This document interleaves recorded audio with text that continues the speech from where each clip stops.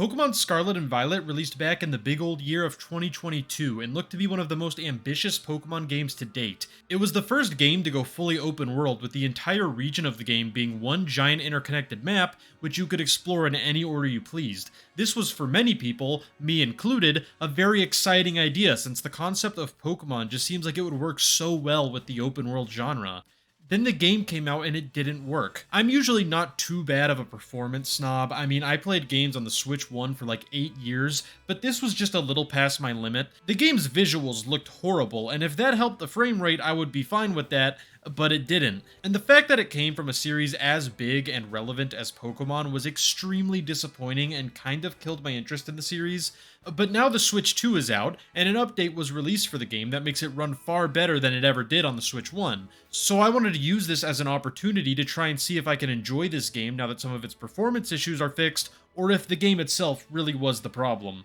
The first thing I noticed right off the bat is just how smooth the game is now. Going from a version of the game that ran at like 10 FPS to 60 is such a big improvement already. The one thing that hasn't improved a ton though is the visuals, which while in a higher resolution now, it sort of just makes the low-res textures look even worse. It's funny because the Pokemon themselves I think actually look pretty decent, but oh boy, everything else just looks like it's ripped from a PS2 game. It's real bad. Despite that though, the better frame rate really does do wonders for this game and its playability. The one problem I have with all of these enhancements is that you really shouldn't have to buy a whole new console just for the game to run at a reasonable frame rate. I get that the Switch 1 wasn't very powerful, but also Tears of the Kingdom and Breath of the Wild ran at a fairly stable 30 FPS on that console, and this game isn't anything more impressive than those games, and it also looks worse than those games. While I really enjoy being able to play this game at a stable 60 on the Switch 2, I completely understand why that wasn't always achievable on the last console,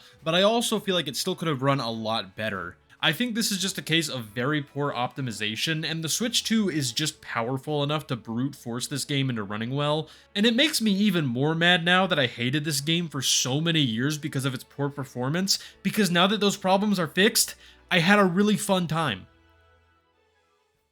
Now that my biggest problem with the game is mostly fixed, I'm able to look at the game in a new light and appreciate what it tried to do differently from past games and how it handled the open world concept. The way the game is structured is that you have 3 main quests to go through. You have the typical get all 8 badges, fight the Elite Four and then the champion, you have these bases you have to raid led by Team Star, and then finally you have these fights against giant, more powerful Pokemon that allow you to get these herbs to power up your lizard friend, who we'll talk about more later. Each of these different activities offer a pretty good amount of variety, since while they all involve battling in some way, either the activity you do before or how the battle is structured itself makes them all different enough from each other.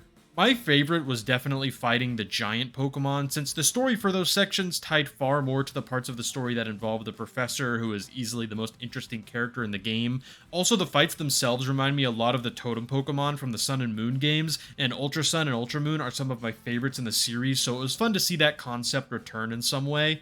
While these main quests are fun, I think one of the bigger problems with the open world is that there isn't a ton of reason to really explore it too deeply. There aren't really any side quests or any major side content for that matter, and while that didn't really bother me a ton, I can't lie and say that I didn't want at least a little more to do outside of the main quests. The main focus of the open world is just to find cool Pokemon and fight trainers along the way, and for the most part I'm fine with that. The trainer battles definitely feel more useless than ever, because before this game they were necessary to fight to progress in the games, but now, since the game takes a far more open structure, these fights are completely optional and there aren't a ton of benefits to doing them, unless you're low on cash or something. But I think my favorite addition made here is auto-battling. Basically, while in the open world, you can send one of your Pokemon out and they will automatically fight the other Pokemon around it, which is much quicker than engaging in a normal battle with each Pokemon in the area, making the grind to level up far more quick and enjoyable.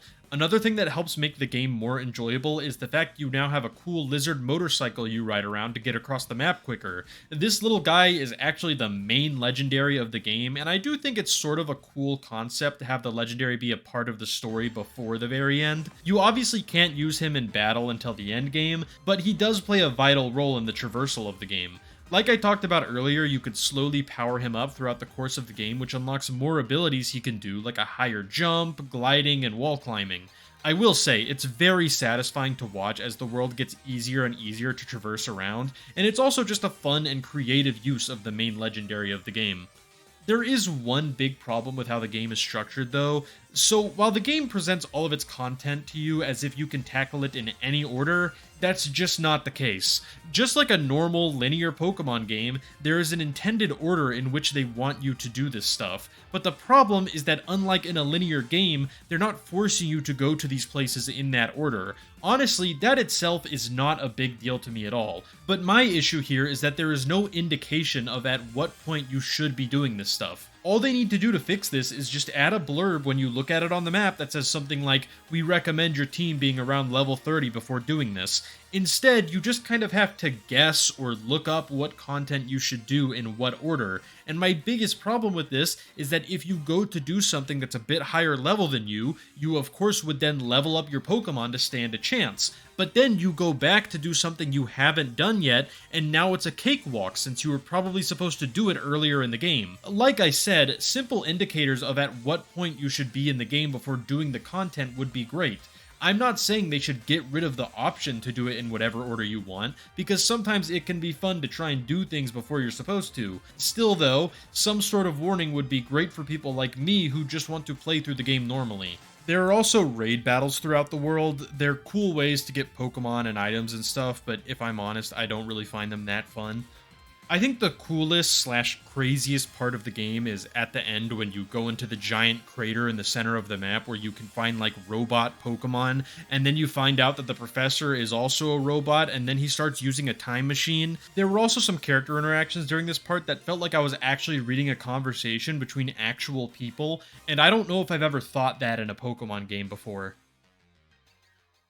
Overall, I found myself enjoying this game quite a bit, which kind of came as a shock to me since I really didn't like it before. Don't get me wrong, this game still has a ton of problems and was very clearly rushed out the door before it was really ready, and I really hope one day that the Pokemon Company actually allows Game Freak to spend more than like 3 months making a game. That's definitely the most disappointing part to me. I don't really think that Game Freak's the problem here. They clearly have good ideas and are able to implement them well, but they just don't have time to make it as good as they could. I'm glad this game got a Switch 2 update, which finally allowed me to see the good parts of it, but it's locked behind a new console, so a lot of people who bought this game aren't going to be able to play the better version of it. But back to being positive, after sort of losing interest in Pokemon for a while, I do think playing this game has helped me remember why I even liked this series in the first place, and gets me somewhat excited for Legends ZA. I do feel really bad for the people who won't be playing that game on the Switch 2 though, because I guarantee no one has learned their lesson.